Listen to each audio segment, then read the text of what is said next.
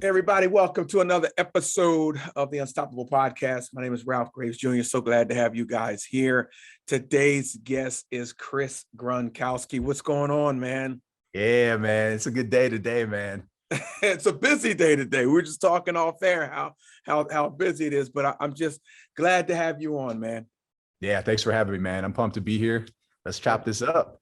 And if you guys are recognizing the name Gronkowski, yes, he's one of the Gronkowski brothers. He played in the NFL. How many teams were you on?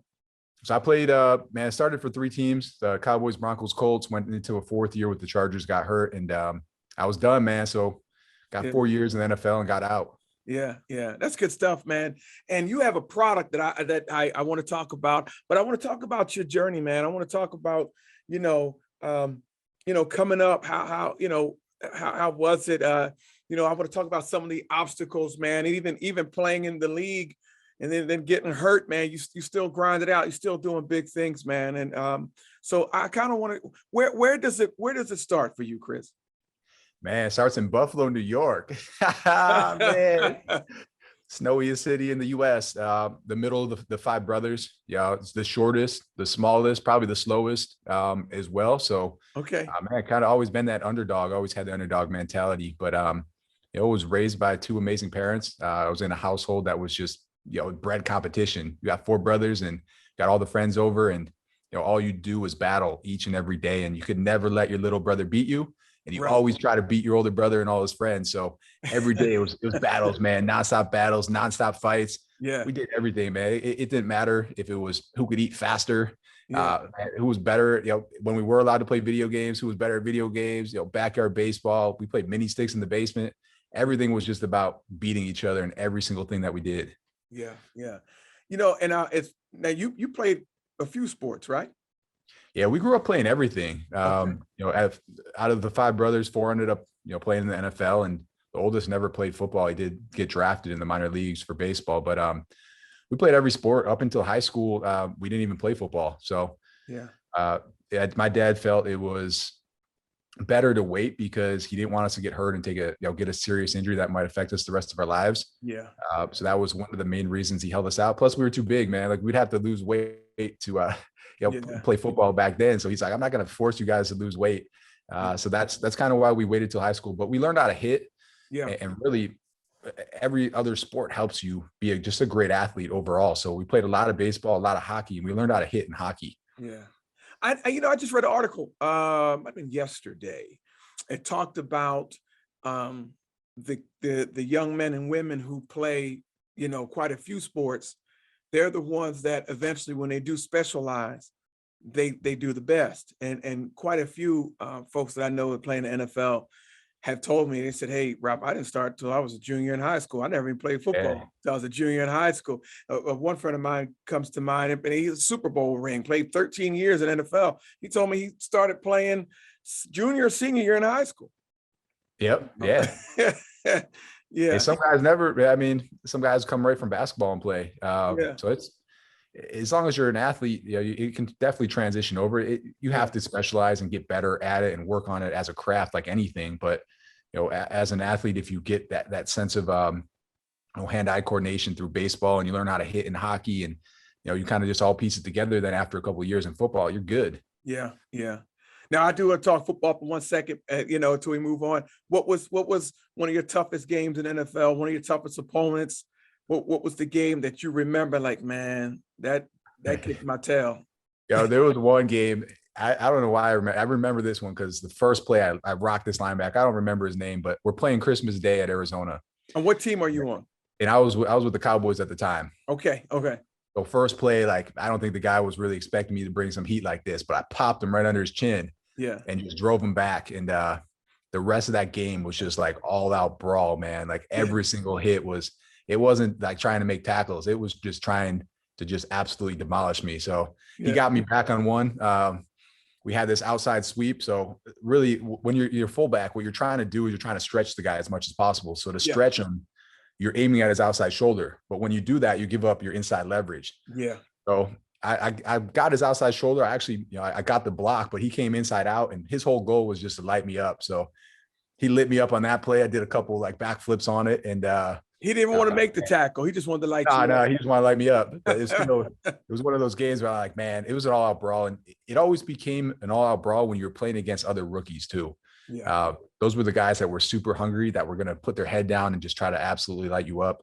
My first game was against Brian Urlacher. My first play, my first ISO I ran was against the Bears, and I thought it was going to be this massive hit. At the end of the day, man, Urlacher played 15 years plus, because he wasn't putting his head down trying to light anyone up anymore. He was just fitting up, putting his shoulder in there, doing his job, and getting on to the next play. So the big hits didn't come from the big names. It came from the guys that you don't know about. Right. Yeah. Man, that's a great story, man. Yeah, man. Some good times. And to line up and do it every 25 seconds, that's a special man right there. Yeah. With half the time my entire back was tingling and my arm was numb, but yeah. We fight through a lot of injuries, man. It's a grown man sport out there, that's for sure. Yeah. So you go through 3 years, almost 4 years in NFL. You decide, hey, I'm my body's not letting me do this anymore. Talk to me about the transition. I know how hard it is for athletes, or anybody that does anything, but specifically athletes. I see it at all levels when they've been doing this a long time. And now I'm 24, I'm 27, I'm 19, I'm 20, and I can't do it anymore. Talk about that moment and what really catapulted you into what we're doing today, what you're doing today. Yeah, man, I was 26 years old at that time when I left the NFL, and it came down to injuries. It came down to also, man, every year you get paid more. There's minimums for each year that you're in the league. I was vested, so I was making, into the fourth year, you make a pretty good chunk of money at that point. Yeah. So teams are always looking to bring up the next guy for cheaper, bring that rookie in. So it gets harder and harder every year, and I don't think people realize that, but your salary significantly jumps each year that you play. So for me, I tried to come back, man, and ended up rupturing my hamstring. It was either have surgery and get it reattached, or let it just scar down. I have like this huge lump there now where it's scarred down, but I decided to just, man, it was over with at that point. No one was really calling my number anyway. So didn't have the surgery, walked away from the game, but I was lucky. My third year, 3 different teams. My wife at the time was like, I am not going for another job interview. This is absolutely ridiculous. I go find a new job every year. I'm going to find a way to work from home. So she did. She started this personalization company. I thought it was going absolutely nowhere. Okay. After a couple of months, she was selling product and couldn't keep up. So at that point, I started looking into it, saying like, wow, this is pretty cool. There's actually a really good opportunity here. Yeah. And after my third year, my contract ended. I was looking for a new team. I started putting some time into it and looking into it. And man, it was there. So we started investing some money as well. Went right into that business after I was done playing. And man, within the first couple of years, I was making more money with her business than I was playing in the NFL. So it was a lucky transition, I would say, for me, because I didn't know what I wanted to do. I thought I was actually going to end up doing players' taxes because I had this accounting degree. Okay. No one in the NFL ever filed taxes before in their life. You got to file in each and every state. Some guys weren't even filing. And at the end of the day, they purposely hold extra money out so that you never owe money. You always actually get some back. But guys were just scared to file because they didn't know. Wow. So we even saw guys just not even file taxes, which was crazy to me. But I saw a good opportunity there. I thought that's what I was going to do. Yeah. Next thing you know, I'm doing this instead. And, 5 years into it, realized that wasn't necessarily my passion. Yeah. And that's when the second idea came for Ice Shaker.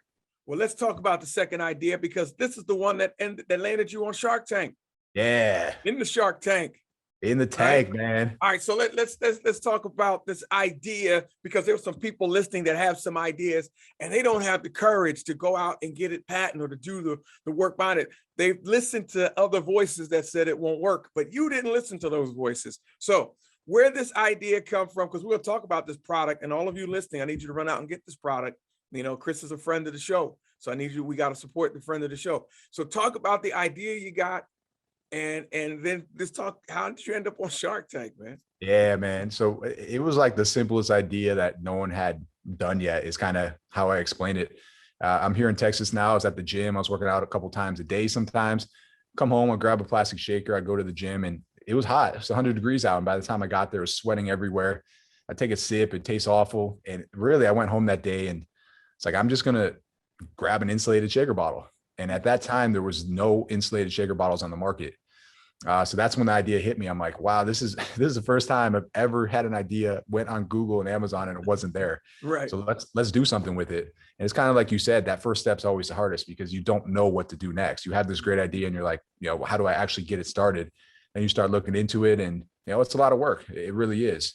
So at that point, I was lucky because we did already work with different distributors. We did work with different partners already, and we were manufacturing some products for my wife's company. So I used those connections. I kind of knew how to do it already. And I started asking around. And at that point, I had a supplier that could help me out. And it was probably 20 prototypes later. We had this very basic shaker bottle that was insulated. And that's what we launched with. Okay. So you launched with it. It's doing okay. I don't know. But how do you end up on Shark Tank? Yeah, man, we launched with it. I had zero plan too. It was classic, right? Zero plan. Like at that time, I did not post on social media ever. I had a very small following on Twitter. Yeah. And everyone kind of does this, like, oh, I got 30,000 followers. If 1% of them buy, like, it's a pretty good day, right? Yeah, I always say, man, followers are like Monopoly money, man. Yeah, yeah, exactly. Unless you're engaged with it, unless you're engaged. Got to be engaged. Yeah. So if you're putting that work in, yeah, and you're engaging with your audience, you're consistent, you're posting every day, that's one thing.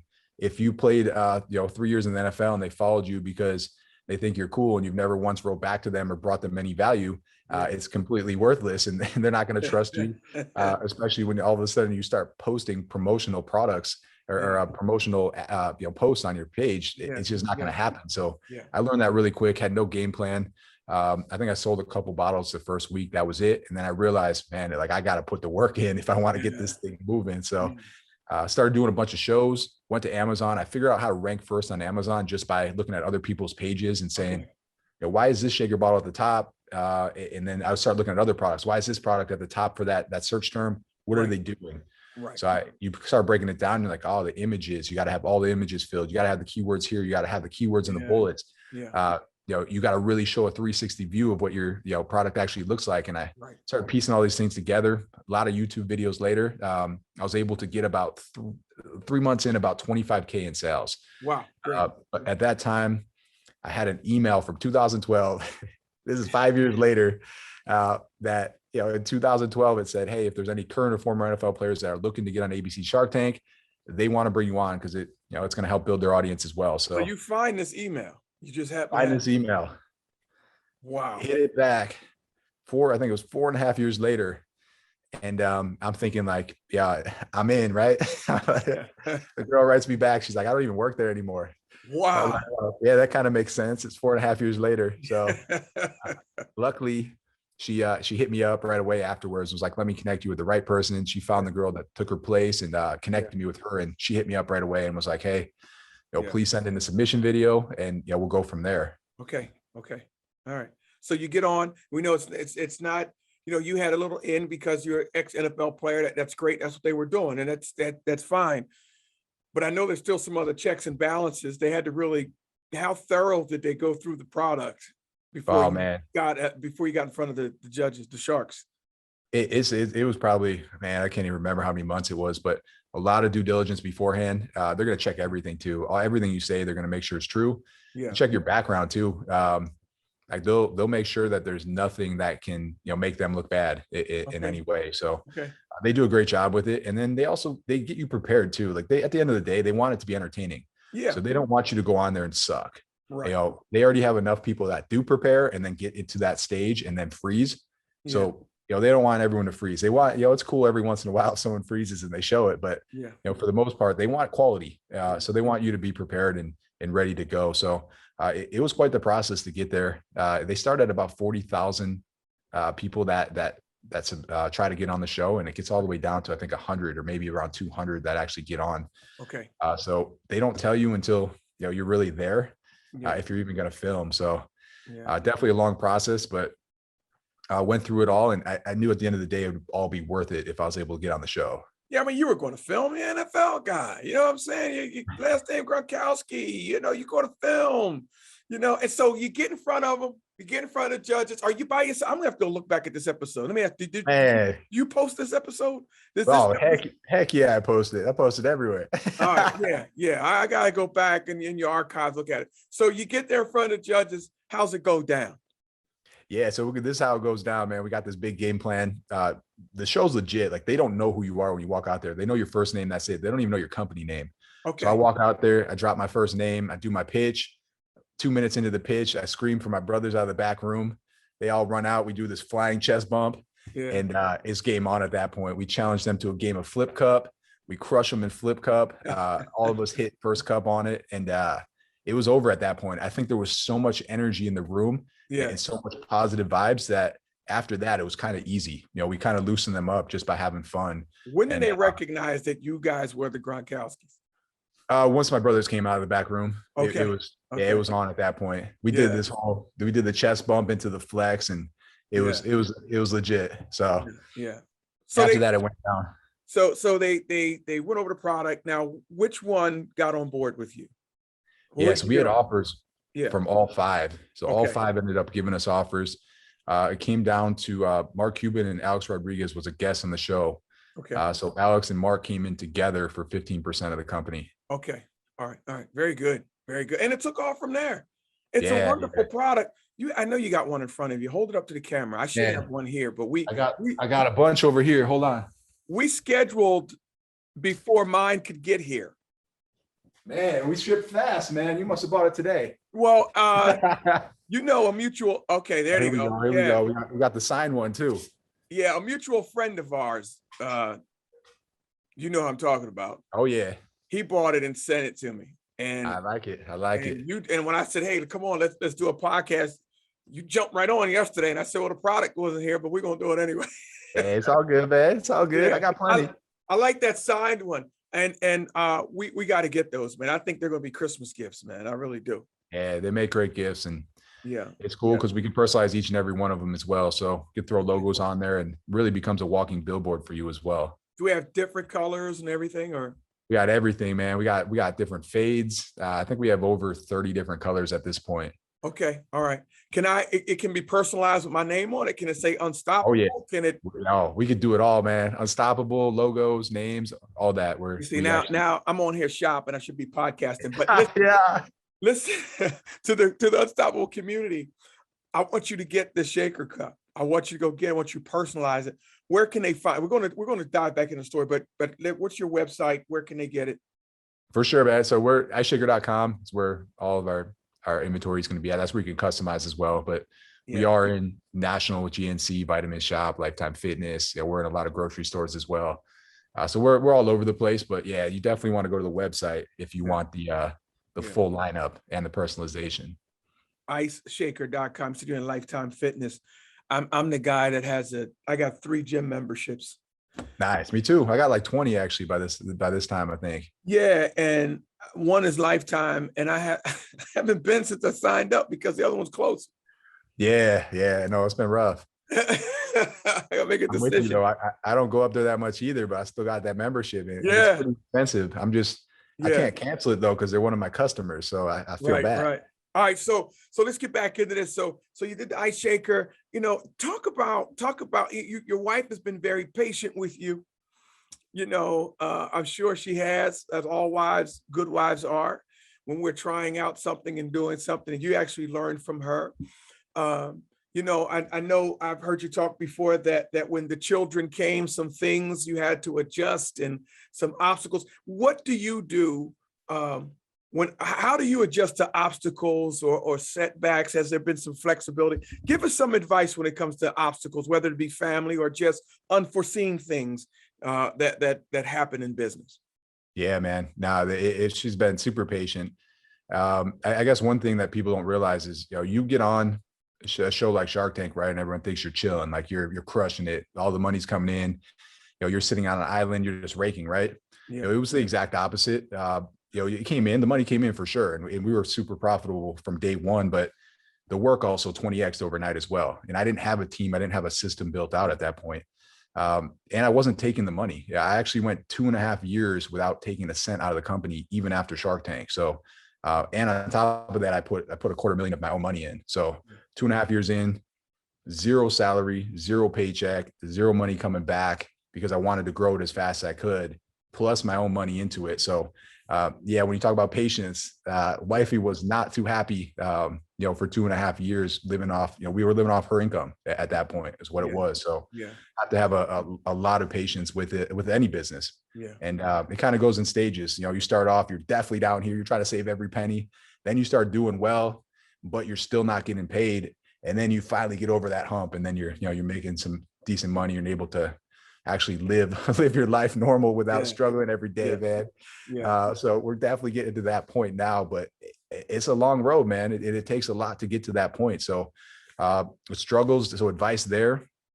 For me, man, there was a couple of things. I mean, first, it was always having a good support system. So family, my brothers and I have always been super close. My dad's been, pretty much the go-to. He's been in business for 32 years. So anytime something crazy came up, I was able to reach out to my dad and say, Dad, this situation came up. We're in a terrible spot, or this is rough. Like, what did you do to get through this? And he had 5 boys and had 2 jobs for 6 years while starting his own business. So for him to get through that, and for me to even complain to him, I'm sitting here like, I feel bad even complaining to my dad, because man, I know us 5 was absolutely insanity. Yeah. And to have us 5 kids start your own business when he had me, he actually had 3 kids when he first started his business, and then worked 6 years after that until he could quit his other job is just like insanity to me. So anytime something like that comes up, my support system's my dad, and my family is who I lean on for situations like that. But now even it's a team, man. Like, we built this atmosphere within the company now where it feels like you're in an NFL locker room. Yeah. Okay. I'm the head coach. We got assistant coaches. We got teammates. We're all a team now at this point. So we all lean on each other. And if something bad comes up, we get on a call. We get on 2 weekly calls. So Monday and Friday, and we talk through everything at this point. Yeah. You had mentioned something. You just said it just in passing. Said something about systems, and I want my community, my listeners, Unstoppable community, to understand. And I've heard it before that companies don't fail, businesses don't fail. The first thing that fails are systems. System fails first. Talk about the importance, or talk about either your system, or it's at the same system that you have to tweak it. But how important are systems to you and to what we're doing? How does your system, what does your system look like? Yeah, man. I mean, you can't grow without one is what it comes down to. Yeah. And man, it took me so long to realize this too, but if I was sick or I couldn't be there, nothing was happening. No one knew what to do next because there was no system in place. There was no procedures. And with that too, because there was no systems, no procedures, when people had questions, instead of, going back to the process procedure or trying to get it done, they can't, because they don't know the next step. Yeah. So I realized really quickly that everything has to be documented. Everyone needs to know the answer to every single question, or at least the next step at some point, or it's just a waste of time. Because I realized really quickly, once my employees didn't know what to do, they can't move forward. So there's so much wasted time and wasted effort there. So anytime something new started to come up, I started documenting everything at that point. Google Sheets is definitely my best friend at this point. You can put everything on there. You can share it with everyone. But anytime something new comes up or different, or if the same problem happens twice, it should never happen again, is kind of our rule here. If it happened once, you figure it out and you're like, oh man, it's probably never going to happen again. So you kind of put it off, but it happens again. All right, we need to figure out why, and we need to fix this now so it never happens again. So that's been huge. If you want to grow, you have to have those systems in place, or you're just going to be doing the same thing over and over. It's like trying to find that one drive on your computer that you forgot what you named it. And you sit there and you just dig and dig and dig and dig because you don't have a system in place and it's not organized. Yeah. Yeah. And we have to take the time to build them. Listen, they are difficult building, and I am not the greatest. That's not my favorite thing to do. I'm with you, man. That's why it took me so long, because I'm the same way. Like, to me, I want to feel like I'm getting things done. Right. And for me to go back and then organize something for an hour, I'm like, man, this doesn't feel like it's moving me forward. No. But at the end of the day, it is. It's going to end up saving me hours and hours and hours of time. Yeah. But I was always that guy, like, let's get it out the door. Let's get it done right now. I don't care how sloppy it is. We still got it done. Yeah. Yeah. What are you learning right now? Right now, today in your life, what are you learning? That everything's a team, man. Everything. And I'm mad it took me so long to learn this, because I grew up playing sports. I grew up in all these amazing team atmospheres, and it took me so long to realize that business is the same exact thing. If you want to get to that next level, you're just building a team. So now at this point, as the leader, I kind of attack what's the most important, what can be the most successful for us. I figure out how to do it the best way possible with my own experience. And then I bring in a team to take it over for me. Okay. And that's all it is. People ask me, they're like, hey, so what separates you from, say, Yeti or Hydro Flask? Because I'm looking at your product, the quality is just as good. So why are they $1 billion company? And what's stopping you from getting there? Yeah. And you look at it and you think about it, it's your team. That's it. That's the only thing that's different. Wow. It's not the product. It's this amazing team, the amazing connections that you've made, and then the systems that you put in place. That's really the only thing that separates a huge company from, just a startup like we are. Yeah. So let's go back to what we said about football and about coaches, and they're always looking to better the team. You're 26 years old. They're looking at that 22-year-old brother. We both know it. Yeah. We both know it, 26, 27, we're old men. Yeah. And so when you look at it from that point of view of the only thing separating iceshaker.com and Ice Shaker from Yeti is team building, are you constantly looking to improve the team? Yeah, so what we've done is it's cool, man, because the one thing I hated with business was trying to discipline people, right? Like almost like babysitting. It drove me crazy. Like, and then people would ask for a year-end review or a monthly review. And it's like, man, you should know. You should already know the answer to that. Yeah. I don't want to come in here and tell you all the things you're doing wrong. That's just not me. Like that was my least favorite part. So my dad had this really cool system in place where everything was commissioned as a team. Okay. So at the end of the day, if you're not doing well, the entire team knows you're not doing well, and you're going to get pressure from the entire team, kind of like football, right? Right. If you're sucking, you're not getting your blocks done, the running back's going to let you know all about it. Everyone on the team's going to let you know about it. So that's kind of how we did things was, my dad had different pillars. He had different leaders at the top of the pillars.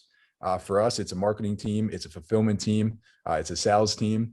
And with that, we have leaders, almost like assistant coaches. And then from there, they run their own teams, basically. They run their own budgets. And then everyone's held accountable by the performance at the end of the year. Yeah. And if there's any issues, we talk it over as a team.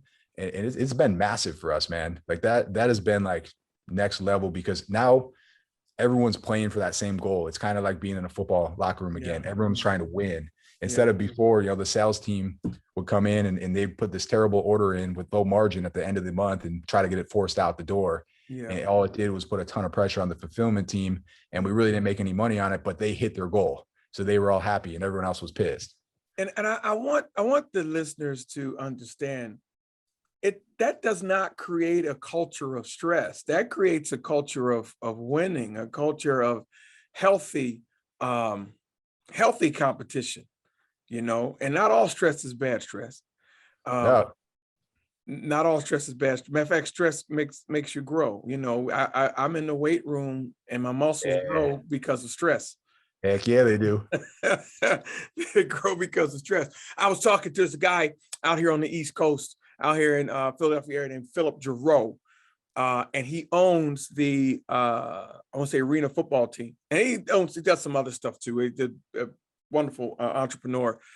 And we were sitting in a kind of a closed meeting with invites only.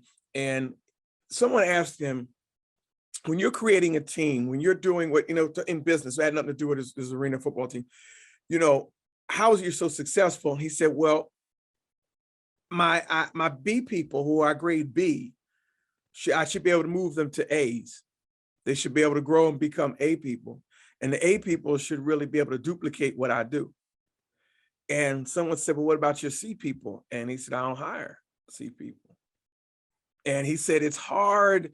And a couple people didn't like that answer. He said, but no, we're talking about being the best at what I do. And he said, that gets a little sticky when you're hiring somebody's daughter, somebody's son, and you're finding out they're not fitting. They're not growing the team. So, how do you feel about what he said? There's a certain level. I'm not going to hire anybody that can't perform at this particular level. I can't do it. Man, I was probably the worst ever at that to start with. I could promise you that. I never hired before. I tried to keep it all family and friends at first, which is probably the worst idea. Worst idea. Say that again. Say it again. It's rough, man. I mean, it doesn't work out for the most part.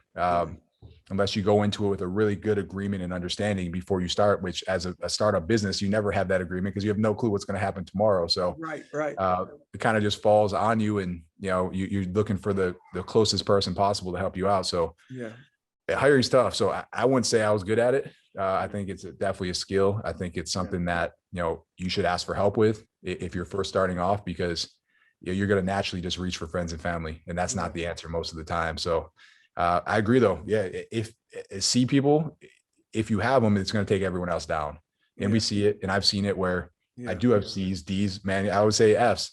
And all that happens is it makes that atmosphere inside your company toxic. I mean, no one else wants to work as hard because all they're doing is pulling the weight for the other person, and it sucks, man. So you got to get rid of them as fast as you can is what it comes down to. And we've held on to people way too long because they were friends or they were family or whatever it was. And at the end of the day, you finally get rid of that person and you walk in the next day and you go, wow, what were we thinking for that long? Like, why, it's such a good feeling to walk in and have people that actually want to be here and want to be a part of the team and want to win. And you do, and guys, listen, when we talk about A, B, C, D, E, F, we're not talking about the quality of person. We're talking about the work when it comes to the team. I don't want anybody get mad. Oh, Graves said no. I'm talking about what puts the team forward. Because you're a C over here doesn't mean you won't not be an A somewhere else. And on the other side of it, I'm talking to leaders and entrepreneurs, and you know exactly what I'm talking about. And you just said it. You're not only relieved, and a friend of mine told me, he said, you actually relieve them too. Yeah, I agree, man. And we've had that talk in with the team before, where it's, hey, I know it's hard for change. I compliment people for changing, especially when they're in a pretty good position already, but they're not happy. And they leave and say, hey, I think there's more out there for me. I like when people tell me that. Like that gets me excited that they made that change for themselves, because that's super hard to do when you're in a situation where you're doing all right, man. Like you don't really need to, but you want to better your life. So I love change. We've had multiple meetings where like, hey guys, I know that, it's work at the end of the day, man. Like it's not supposed to be easy. It's not always supposed to be fun either. If you're not happy here, you guys are still young. Like take that next step. Like there's nothing against us. We completely understand. If you want to move on to the next level in your life or next stage, please do. We'll 100% support you with it. So we've had those talks many times, and I agree. Like you're not happy with what you're doing, find that next thing. Yeah, I mean, because everybody, and I believe this, I say it all the time, everybody is gifted, everybody is unique in what they do. And it's all about finding fits.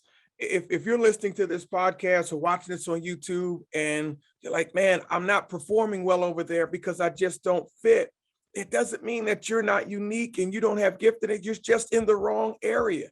You're just in the wrong place. Don't be afraid to step out. Don't be afraid to find the place that really coincides and runs along with how you're designed and fits into your uniqueness. And you can find your community too. You can find that community too. So, man, I want to thank you for being on, but before I let you go, I have to ask you this question. First of all, you're truly unstoppable. I really love your story. But here's a question for you. If you could, and I kind of asked this, and I didn't tell you I was going to ask at the top. I kind of ask all my guests, if you could have a billboard anywhere in the world, where would it be and what would it say? Man, this is probably the hardest one I've ever been asked. Man, they come to you, they say, Chris, man, listen, you can have this billboard anywhere you want. This is our gift to you. It's going to be up forever. Where do you want it? And what do you want it to say? Everybody going by will know it's from you. Man, I would first of all, I think I'd have to put it in my hometown. Okay. So I think you got to put it in Buffalo. Okay. Man, I like the theme of the show already, man. I would think truthfully, I would think something along the lines like, you are unstoppable. Yeah. I think a lot of people, I'm sure you see this as well. Yeah. You grow up in your hometown and, you kind of feel like you're stuck there. You're scared to leave. You're scared to move out of there. You just think there's nothing left for you at that point, at that next level, or you think you're kind of stuck there forever. So, man, giving anyone a little bit of inspiration to leave and then also be a good example for them, I think is absolutely huge. So if I can have that sign there in Buffalo where I grew up and where I was able to be successful in, Yeah. I think that's a lot of inspiration for a lot of people that are coming up that are a little bit, scared to leave or take that next step in their life. Yeah. Yeah. Well, man, congratulations to you and all that you're doing. How can they get on this ice shaker, man? You said iceshaker.com, right? Iceshaker.com for sure, man. Check me out at Chris Gronkowski, all social medias. Live show, The Gronks, youtube.com/The Gronks, going down every Thursday right now as well. Have the four brothers on. Sometimes the superstar will join when he's not busy playing games, but Yeah. should be a really cool show that we're really excited about. A lot of fan engagement. It will be live. You can ask questions as well. So please check us out there. Get on there, subscribe to that, follow Chris. He's motivational, it's inspirational. They have a lot of fun. He is somebody that will actually interact with you. He said he would. That's right. That's right. Yeah, he said he would. That's a big part about it. Yeah. I appreciate everyone engaging with me, and I try to engage back as much as possible and bring as much value as I can to my audience. Yeah, man, you've been awesome, man. Thank you for being on the program. We're definitely going to check you out. Order the ice shaker, guys. You listen. You've had the protein drink that was too warm. You had all that stuff going on. Get this. Get on board. Get it. You can get it signed. You can get it customized, whatever you want. And follow this young man and allow him to really bless your life and speak into your life. Man, keep doing what you're doing, brother. I really appreciate you, man. I really appreciate what you're doing. And I'm gonna have you back. I know you'll come back for me, right? Let's go, man. Let's go. That's what I like. Yeah, we need round two. Yeah, exactly. We're gonna do round two, man, because there's some other stuff we're gonna touch on as well. But guys, listen, go over to ralphgravesjr.com, subscribe to the Unstoppable community. Buy the book, Unstoppable. Yeah, follow me on all social media and listen, I say it every week. Let's be unstoppable together. Until next time, I'll see you later. Peace.